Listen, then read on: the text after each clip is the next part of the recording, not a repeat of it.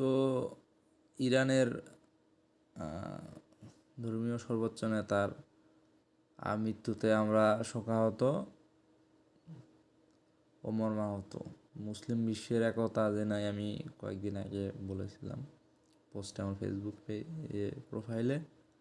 তো এখন একটা ছবি তৈরি করতেছি যে আমেরিকার প্রযুক্তি, আমেরিকার বিরুদ্ধে এগুলো একটা প্রতিবাদ স্বরূপ একটা করতেছি জিমিনি দিয়ে। তো দেখা যাক, এটা আমি এটাই ভালো হয়েছে মনে হয়।